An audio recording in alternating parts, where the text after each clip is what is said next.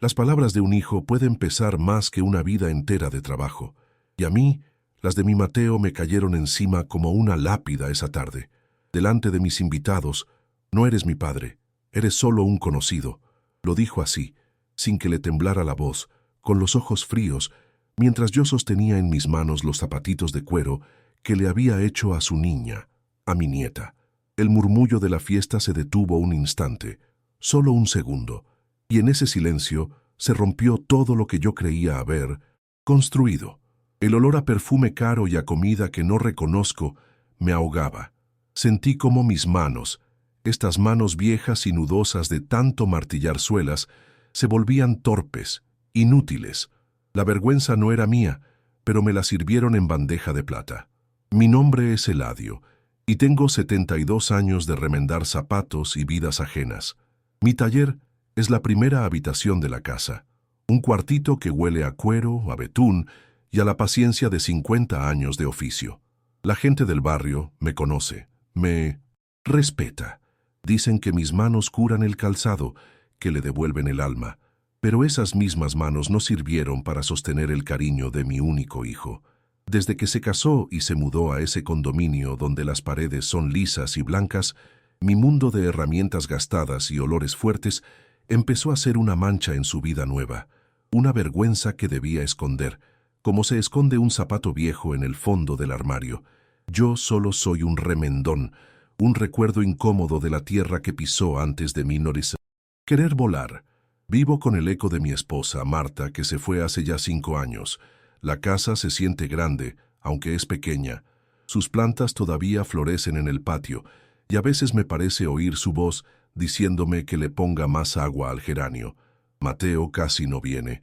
Llama de vez en cuando, con prisa, como si cumpliera con una obligación molesta, y yo, sentado aquí en mi taburete de madera, rodeado de zapatos que no son míos, me pregunto en qué momento el puente que nos unía se hizo tan largo que ya no se distinguen las orillas.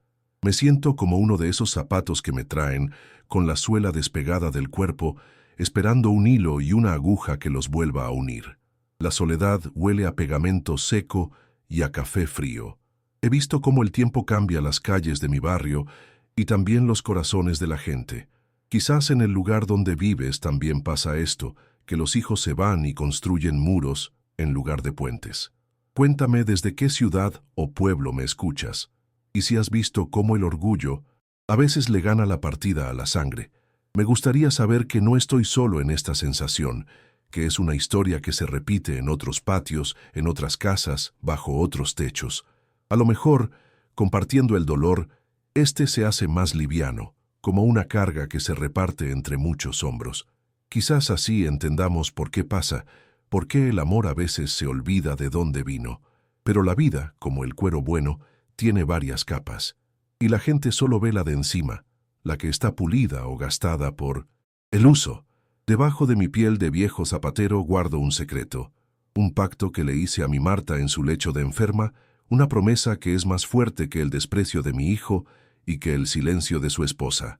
Es un tesoro que no brilla, que no se puede vender ni comprar, pero que sostiene los cimientos de esta casa y de mi dignidad. Ellos creen que soy un anciano frágil, una reliquia que pueden arrinconar a su antojo. No saben que la herramienta más afilada que poseo no es la lesna para coser, el cuero, sino la memoria, y la mía está intacta. Esa tarde, en la fiesta de mi nieta, cuando Mateo me borró de su vida con una frase, sentí el dolor más hondo que un padre puede sentir. Pero mientras sus amigos desviaban la mirada, incómodos, y su mujer sonreía con suficiencia, yo no bajé la cabeza. Apreté los zapatitos en mi mano y pensé en Marta. Recordé su último suspiro y las palabras que me confió. En ese instante supe que el momento de cumplir mi promesa se acercaba. Mi hijo había declarado la guerra sin saber que yo guardaba el mapa del único terreno que de verdad importa. Un mapa dibujado con la tinta del amor verdadero y la sabiduría de una mujer que siempre vio más allá que todos nosotros. La batalla no había hecho más que empezar. Nací en este mismo barrio, en una casa que ya no existe, a solo 3 calles de aquí. Mi padre también era zapatero, pero de los que fabricaban, no de los que remendaban. El taller olía a cuero nuevo, un aroma fuerte y limpio que se te metía en la ropa y en el pelo. Recuerdo el sonido constante de su martillo, un corazón que marcaba el ritmo de nuestros días. No teníamos mucho, pero nunca nos faltó un plato de frijoles en la mesa, ni la certeza de que el trabajo honrado era el único camino. Mi padre me enseñó a mirar a la gente a los ojos y a que mi palabra valiera más que cualquier papel firmado. Me decía que unas manos que saben crear nunca pasarán hambre. De joven era flaco y soñador. No quería pasarme la vida encerrado en mi el taller, así que probé suerte en la construcción, cargando sacos de cemento bajo el sol. Fue un trabajo duro que me enseñó lo que valía el sudor y me fortaleció el cuerpo, pero no el alma. Cada noche volvía a casa con la espalda rota y el corazón vacío. En mis ratos libres me escapaba al taller de mi padre y el olor del cuero me llamaba como si fuera mi verdadero hogar. Fue allí, limpiando unas herramientas, donde entendí que mi destino no era levantar paredes para otros, sino mantener en pie los caminos de la gente, un par de zapatos a la vez. A Marta la conocí en la plaza del barrio, un domingo por la tarde. Llevaba un vestido de flores amarillas y una sonrisa que parecía espantar todas las tristezas del mundo. Le hablé con la torpeza de quien no sabe de palabras bonitas, pero sí de intenciones sinceras. Le conté de mi sueño de tener mi propio taller de remiendos, un lugar pequeño pero mío. A ella no le importó que mis manos estuvieran siempre manchadas de betún, ni que mi única riqueza fueran mis herramientas heredadas. Vio en mí lo que nadie más veía, un hombre capaz de reparar lo roto, y confió en que podría construir un futuro para los dos, puntada a puntada, con paciencia y con amor. Nos casamos sin lujos, con una pequeña fiesta en el patio de su casa. El primer año fue difícil. Yo trabajaba de sol a sol en este mismo cuartito, que entonces era solo una bodega. El dinero apenas alcanzaba. Recuerdo noches en las que cenábamos solo café con pan, pero nos reíamos, planeando el futuro. Marta fue mi ancla. Con lo poco que ganaba cosiendo para las vecinas, compró las macetas para llenar de color nuestro patio. Ella me enseñó que un hogar no lo hacen las paredes ni los muebles caros, sino el calor de dos personas que se cuidan y se respetan. Fue ella quien puso el letrero en la puerta. Eladio, con postura de calzado, se arregla de todo. Cuando nació Mateo, nuestra felicidad fue completa. Era un niño sano, de ojos curiosos, que creció entre el ruido de mi martillo y el aroma del guiso de su madre. Juré que él no tendría que seguir mis pasos si no quería. Le daríamos la educación que nosotros no tuvimos. Cada moneda que ahorrábamos era para sus libros, para su uniforme, para que tuviera un futuro lejos del olor a pegamento. Marta le leía cuentos por las noches, y yo le enseñaba a ser un hombre de bien, a respetar a sus mayores, a ser honesto. Creíamos que le estábamos dando las mejores herramientas, las que no se oxidan con el tiempo, las que se llevan en el alma. El sacrificio fue nuestro pan de cada día, pero lo hacíamos con gusto. Vendimos una cadenita de oro que le había regalado a Marta para pagar su primer año de universidad.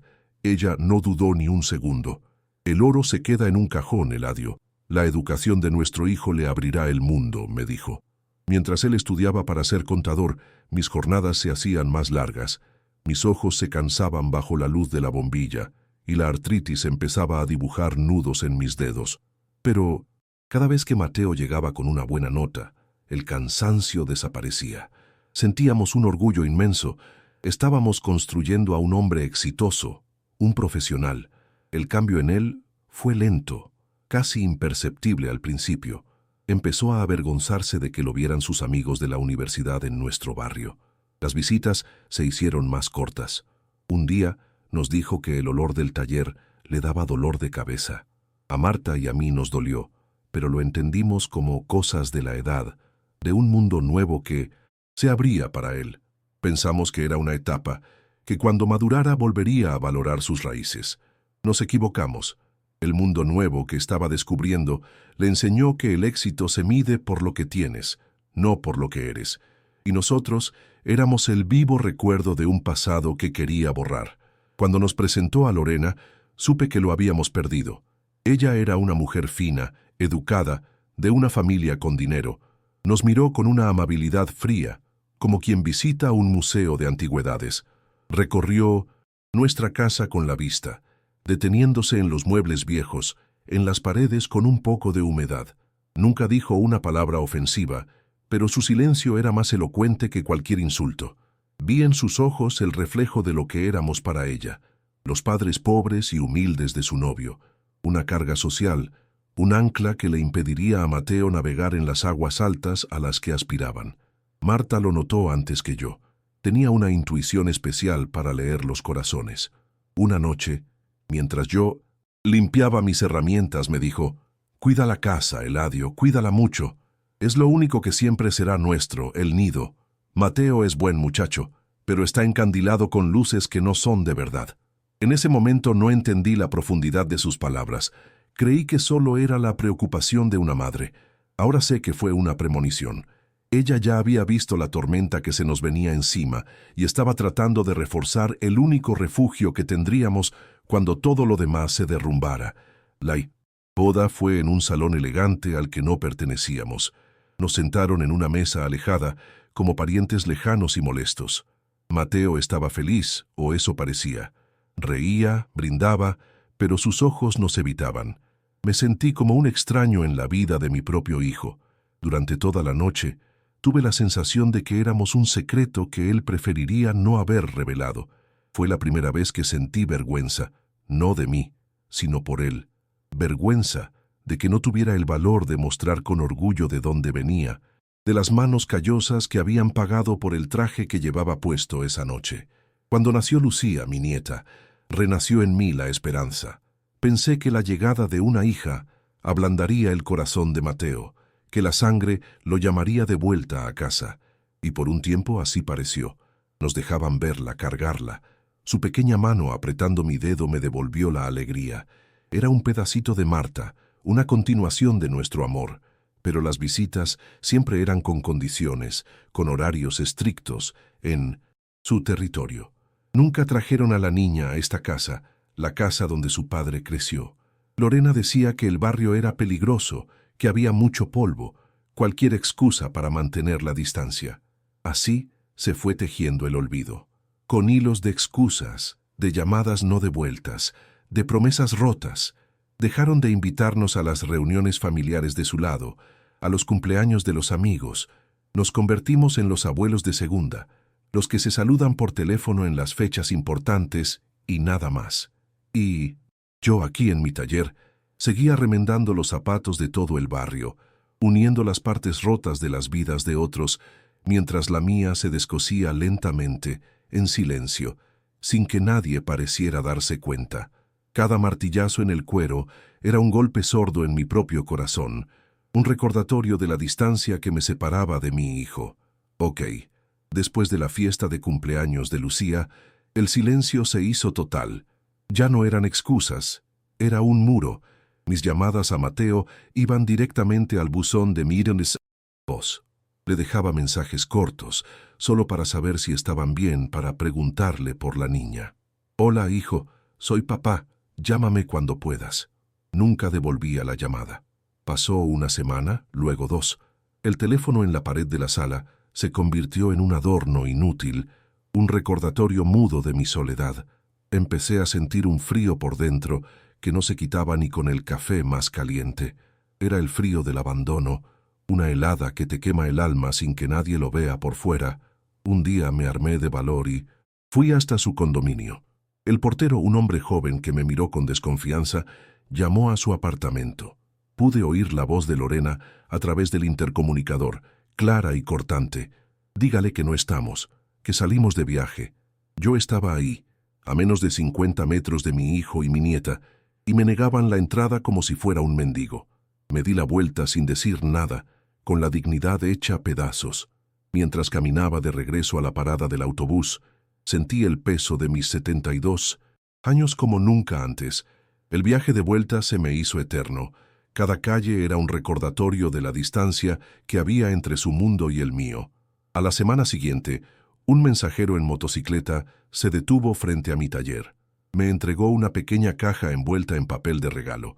Era la misma caja que yo le había llevado a Lucía. Dentro, intactos, estaban los zapatitos de cuero.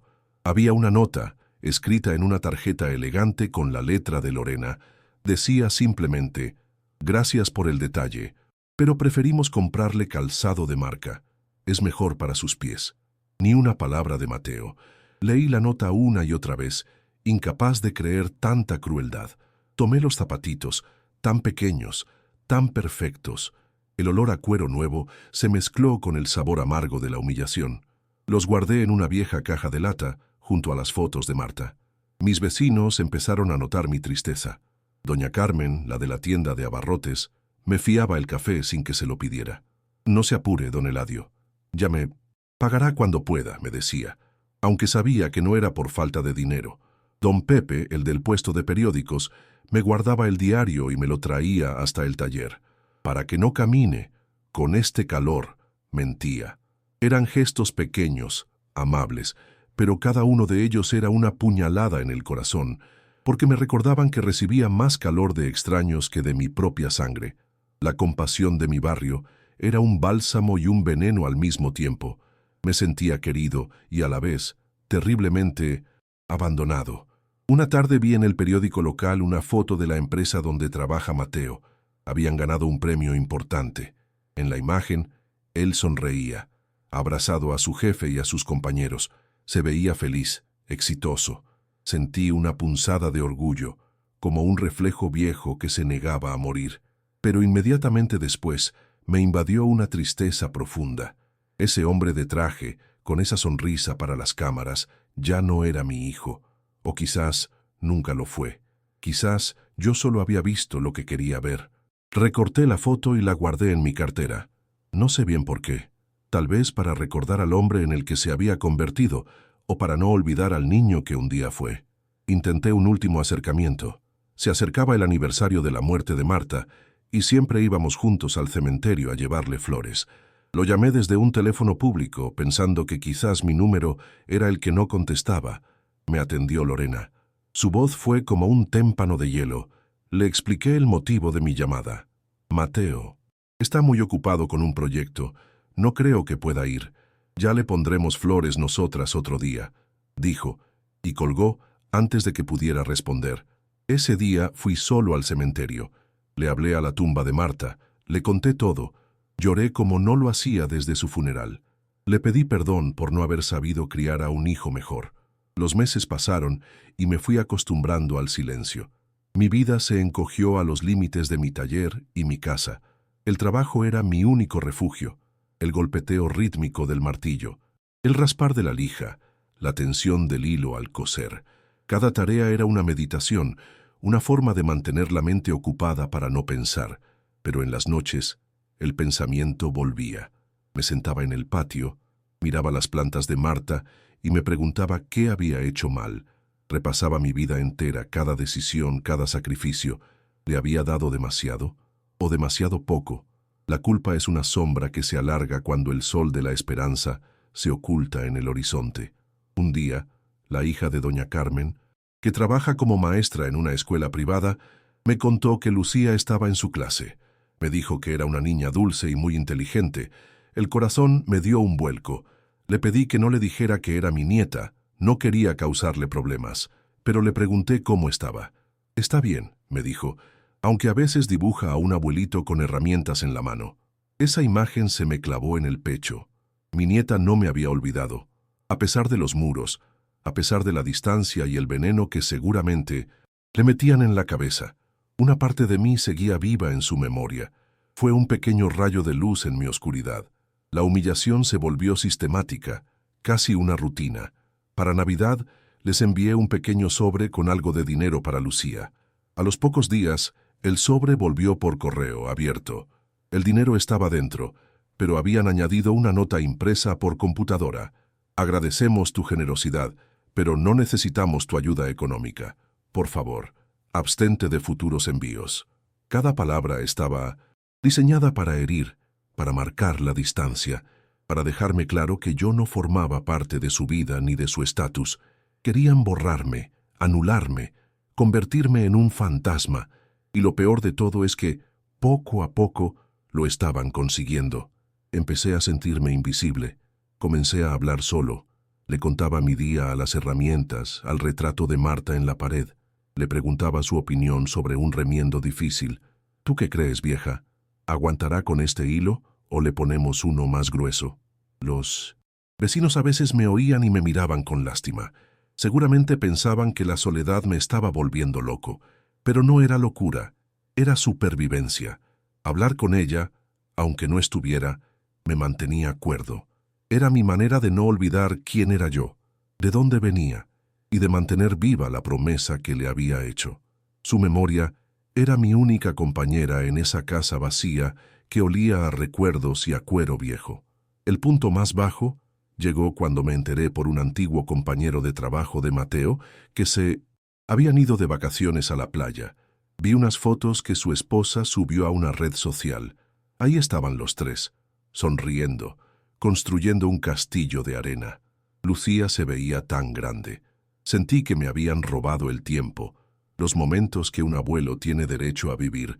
Verlos felices tan lejos, tan ajenos a mi dolor, fue como si me restregaran su indiferencia en la cara. Esa noche no pude dormir. Me di cuenta de que ya no había nada que esperar. El hijo que yo había criado ya no existía. Solo quedaba un extraño con mi misma sangre. El olvido es una forma de violencia silenciosa. No deja moretones en la piel, pero te rompe por dentro. Te va vaciando poco a poco hasta que solo queda una cáscara. Cada día que pasaba sin una llamada, sin una visita, era un ladrillo más en el muro que me separaba de ellos. Empecé a entender que no era un simple distanciamiento, era un plan.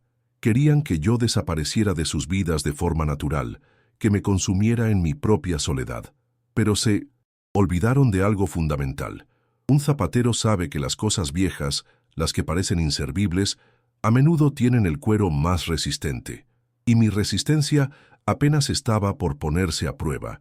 El desprecio se materializó de una forma que nunca imaginé. Empezaron a llegar a casa cartas del banco a nombre de Mateo, pero con mi dirección. Al principio pensé que era un error, pero luego llegó otra y otra. Eran avisos de deudas, de tarjetas de crédito al límite. Usaban la dirección de mi casa, la dirección de su infancia, para ocultar sus problemas financieros. Se avergonzaban de mí en público, pero no dudaban en usar mi hogar, mi refugio, como un escudo para esconder su desorden. Era la máxima hipocresía. Usar el lugar que despreciaban para proteger la vida de lujos que no podían pagar. La ira empezó a crecer en mí, una ira fría y paciente. Una tarde, me senté en mi taller y tomé los zapatitos que me habían devuelto. Los acaricié. Eran el símbolo de todo, de mi amor, de mi trabajo, de su rechazo. Los miré detenidamente y supe que no podía seguir así, esperando un milagro que no llegaría. La tristeza se había convertido en una especie de calma, una resignación que no era derrota, sino claridad. Ya no se trataba de recuperar su cariño, se trataba de proteger mi dignidad, la memoria de Marta y el futuro de mi nieta. La decisión estaba tomada. No iba a mover un dedo, no iba a buscarlos más. Simplemente esperaría, porque sabía que, tarde o temprano, su mundo de apariencias se derrumbaría. Dejé de mirar el teléfono.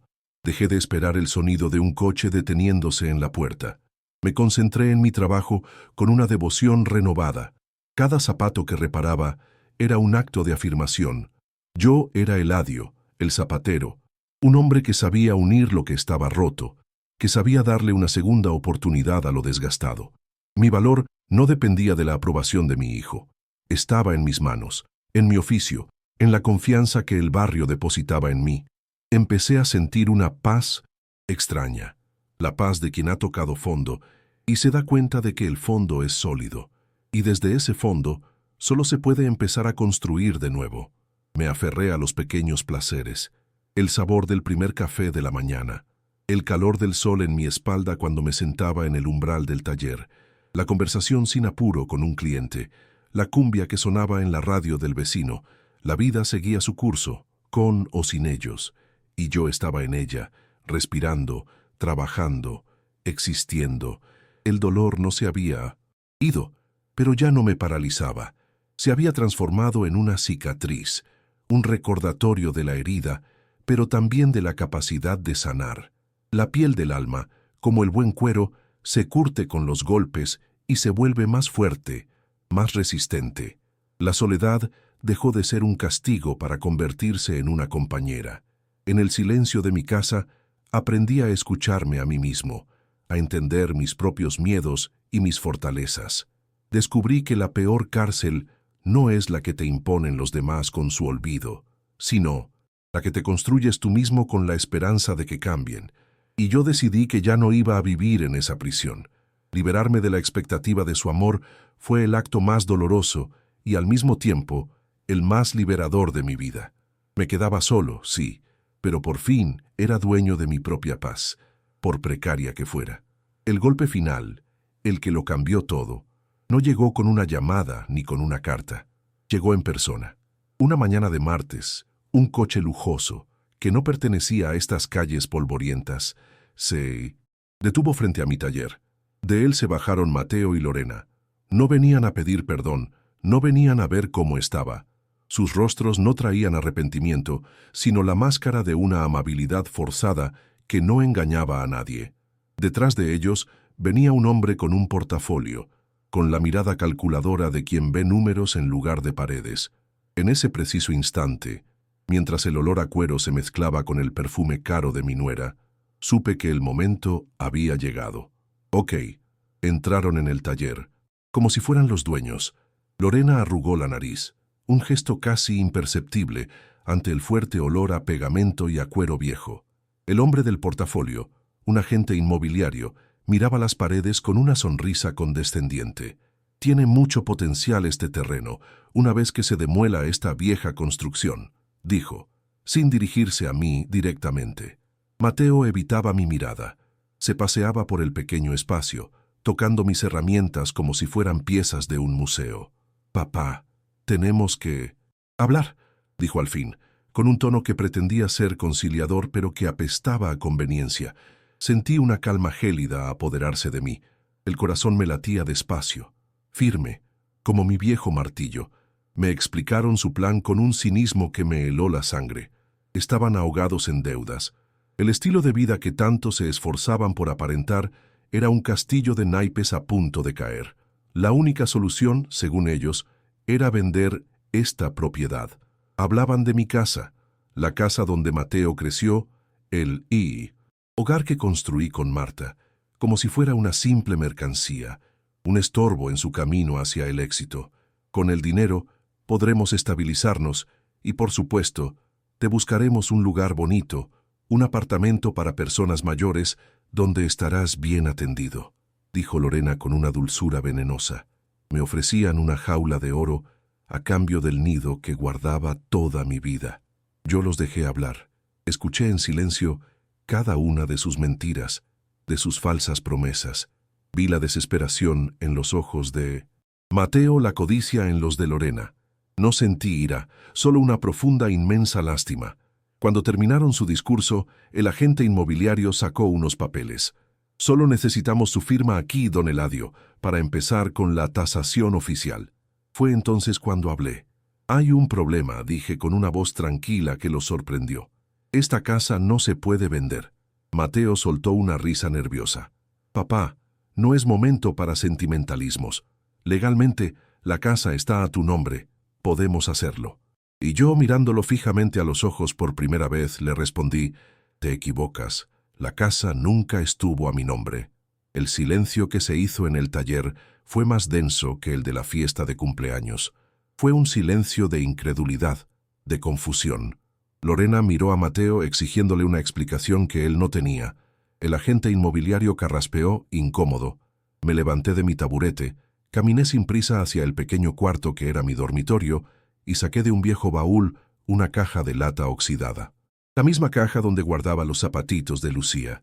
La puse sobre mi mesa de trabajo y la abrí lentamente. El chirrido de la tapa fue el único sonido que se oyó. Dentro no solo había fotos y recuerdos, había documentos, documentos que ellos nunca habían visto. Saqué el título de propiedad, se lo extendí a Mateo. Él lo leyó con los ojos desorbitados. El nombre que aparecía como única propietaria era el de Marta, mi esposa. Pero, ¿cómo? Si ella, balbuceó, sin poder terminar la frase. Tu madre era más inteligente que tú y que yo juntos, le dije. Cuando compramos la casa con los ahorros de los dos, ella insistió en que quedara solo a su nombre. Yo no le di importancia. Confiaba en ella ciegamente. Ahora entiendo por qué lo hizo. Lorena me arrebató el papel de las manos, como si al leerlo ella misma pudiera cambiar la realidad. Su rostro se descompuso, la máscara de amabilidad se hizo trizas. Pero eso no era todo.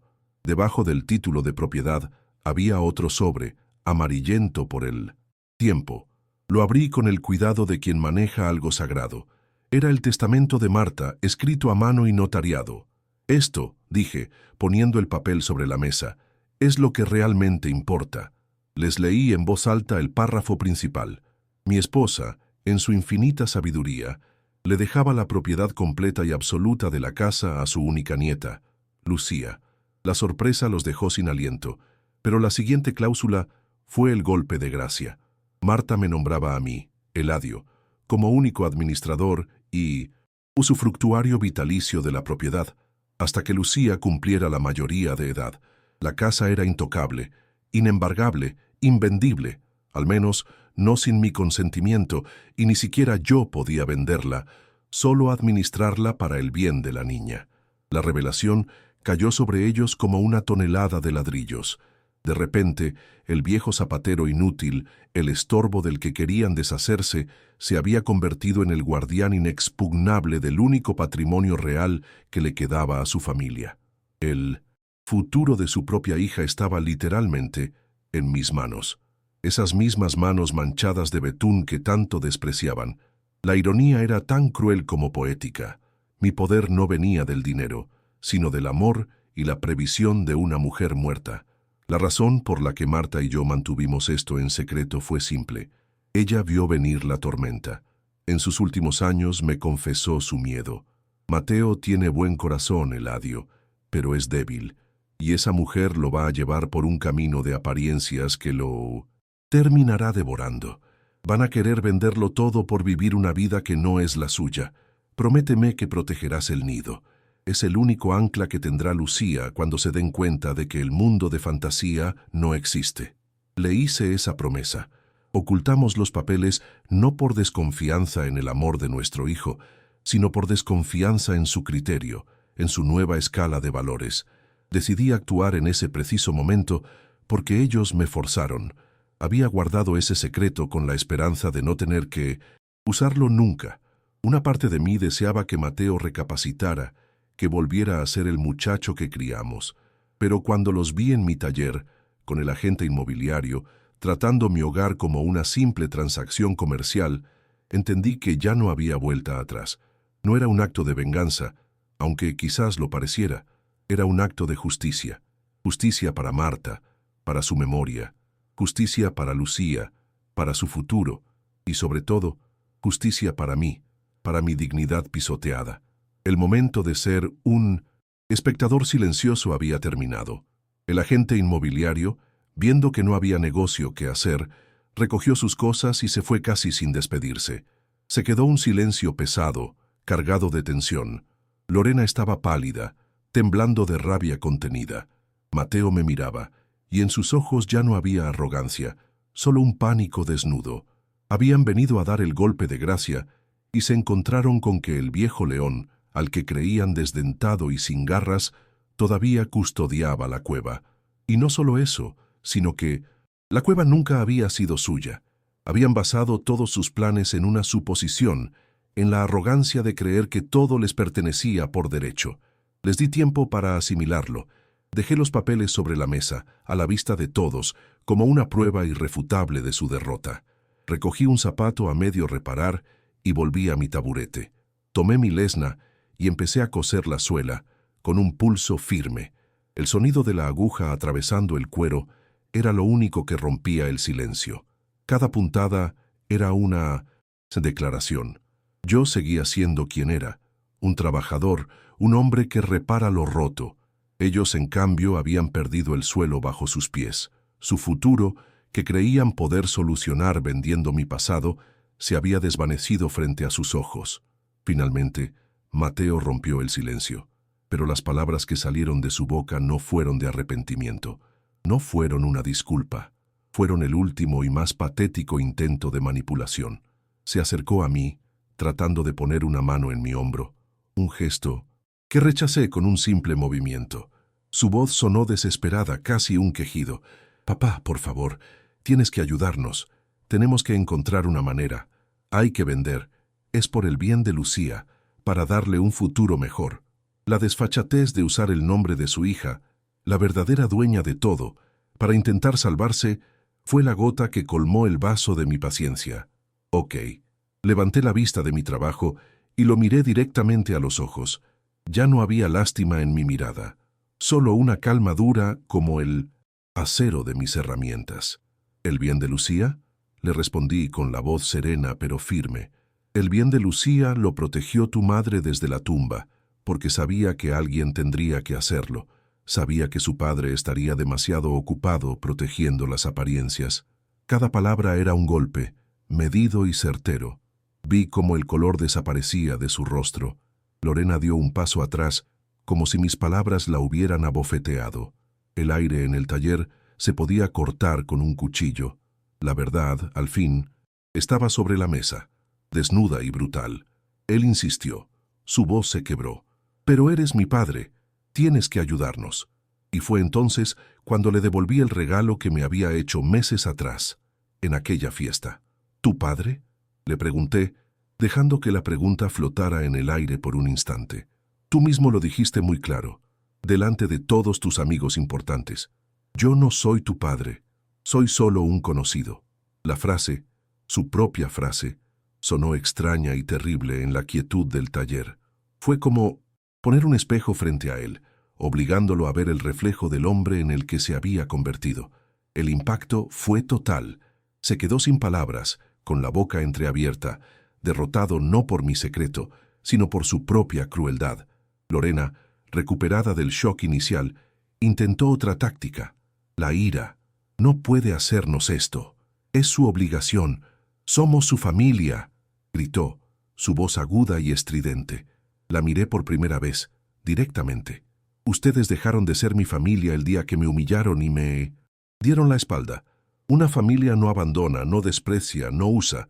Y sobre todo, señora, una familia no intenta echar a un anciano a la calle para pagar sus lujos». El señora fue deliberado. Le estaba marcando la misma distancia que ella siempre me había impuesto. Ya no era la nuera, era una extraña en mi casa. Una extraña que había venido a robar y había sido descubierta. Mateo se derrumbó.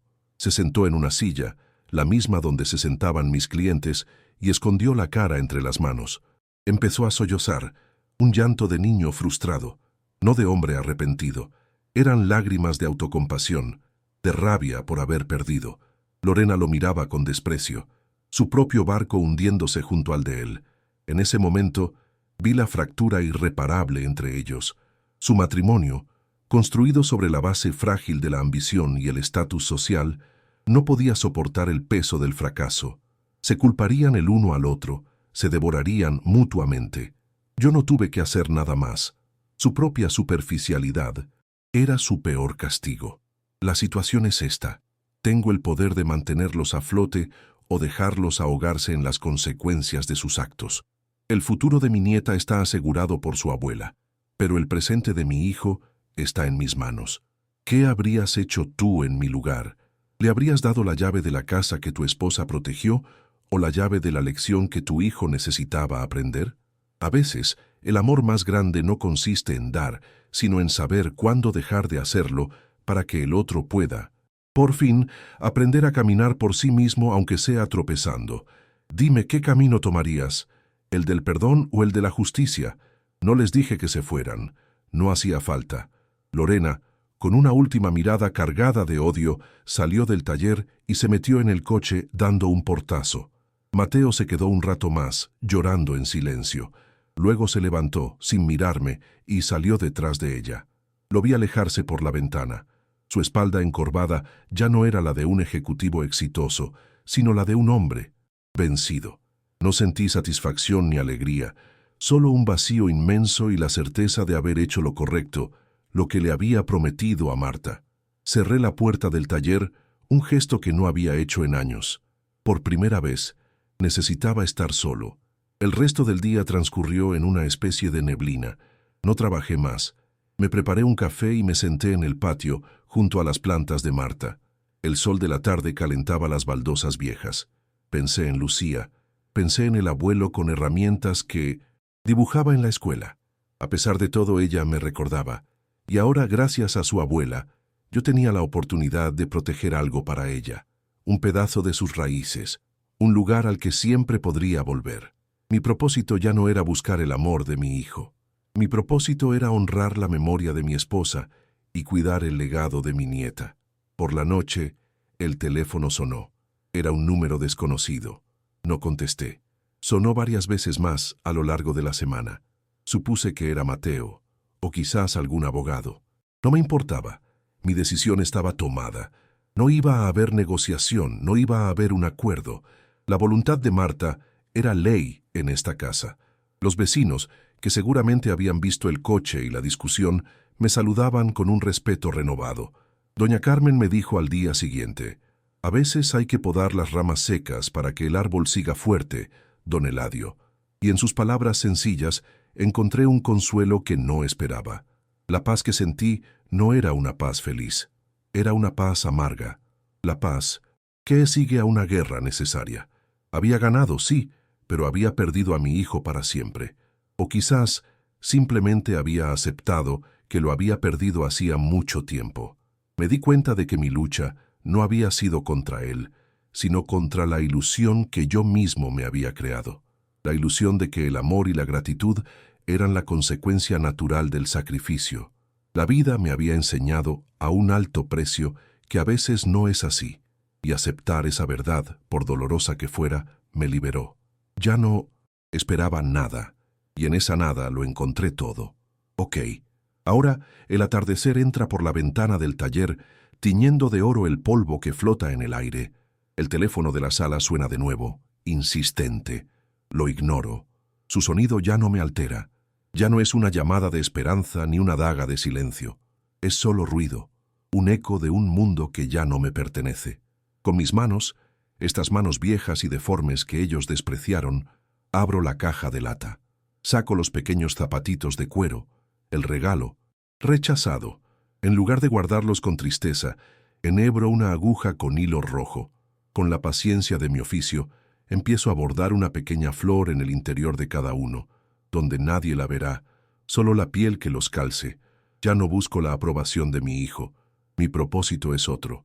Es honrar la memoria de la mujer que lo vio todo antes que nadie y proteger el futuro de una niña que no tiene la culpa de nada. He encontrado una paz extraña en reafirmar mi valor, no a través de la mirada de mi hijo, sino a través de mi propia integridad. El amor por mi nieta es ahora un amor puro, libre de la necesidad de ser correspondido por sus padres. Es un legado, como esta casa, como mi oficio. Un amor que se construye puntada a puntada, en silencio, destinado a perdurar más allá de las decepciones y el olvido. Mi dignidad no estaba en venta. Mi historia termina aquí, en mi taller, con el olor a cuero que siempre me ha acompañado. Pero quizás la tuya está empezando o se parece a la de un vecino. Cuéntame desde dónde me escuchas y qué legado crees que es el más importante para dejar a los que vienen. A veces, las respuestas más sencillas, como el amor incondicional o la dignidad de un hombre que se niega a romperse, son las que más pesan. Son el único patrimonio que nadie nunca podrá quitarnos, y ese, creo yo, es el único remiendo que de verdad importa en esta vida.